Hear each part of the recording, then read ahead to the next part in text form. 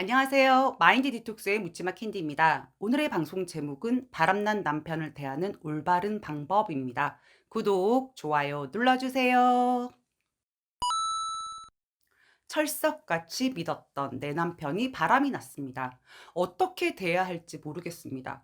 포커페이스를 하라고 해서 그나마 증거를 들이밀고 다그치지는 않고 있지만 내 표정을 숨길 수가 없습니다.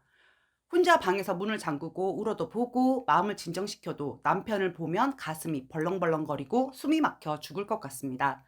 남편의 바람을 알게 되면 눈물, 호소, 설득, 닥달, 비난, 협박 등 별의별 행동들을 다 하게 됩니다. 바람난 남편을 어떻게 대해야 할지 모르겠다고 하소연하시는 아내분들이 많으시거든요.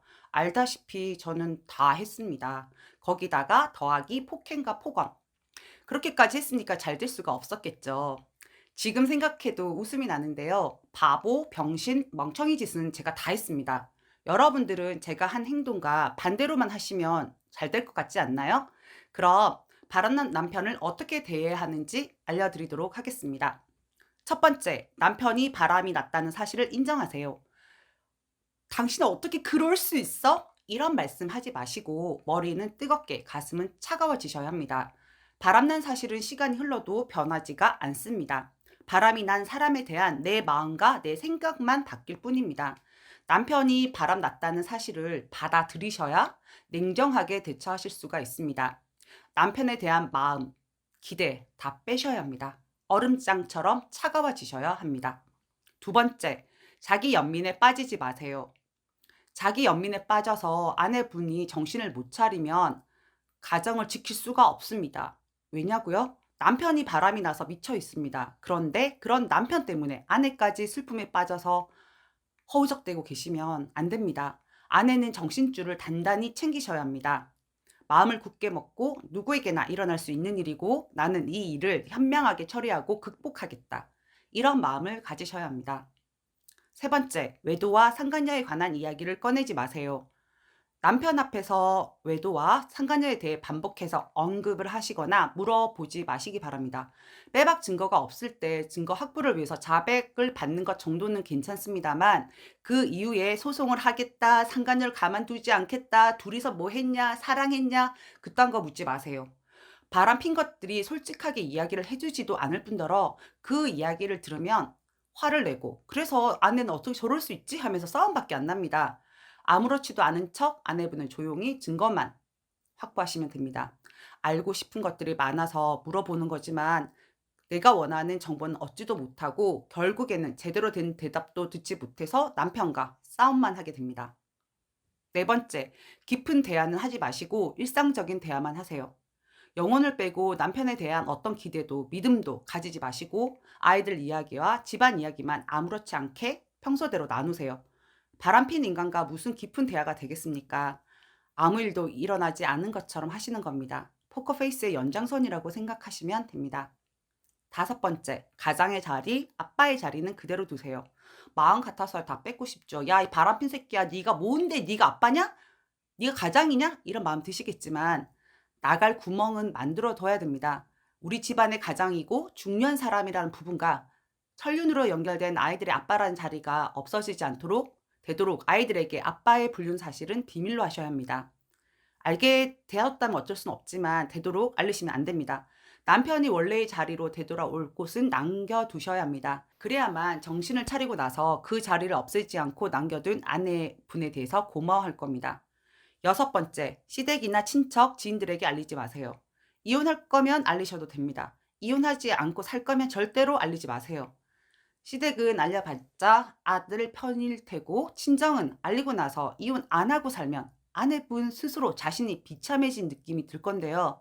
그렇게 욕을 했던 바람난 쓰레기와 함께 살고 있는 자신의 처지, 그게 더 비참하거든요. 그러니까 절대로 알리지 마세요. 뭐 지인들은 두말할 필요도 없습니다. 일곱 번째, 어설픈 증거를 들이밀거나 다그치지 마세요. 증거를 보여주면 아니라고 발뺌부터 할 것이고 그 외에 확보할 수 있었던 증거들은 모조리 인멸할 겁니다. 다그치면 적반하장으로 아내를 공격하고 결국엔 싸움으로 끝나게 됩니다. 여덟 번째, 남편에게 매달리거나 울지 마세요. 뭐 눈물이 안 날 수야 없죠. 네. 매달리는 거 저 정말 많이 했거든요. 그러면 아내 가치는 더 바닥으로 내려가고 남편은 오히려 더 기고만장해집니다.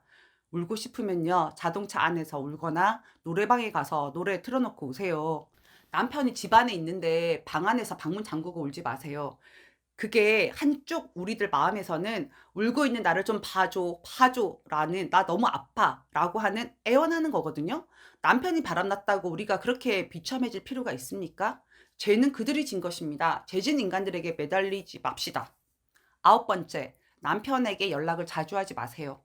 불안한 마음에 자꾸 전화기에 손이 갑니다. 문자도 보내고 전화도 걸고 어디냐고 영상 통화도 하고. 그런데 그러지 마세요. 우습게 보일 수 있거든요. 전화를 끊고 나서는 '아 씨발 왜 자꾸 전화질이야 미친년이.' 남편이 이러고 있을 수도 있습니다.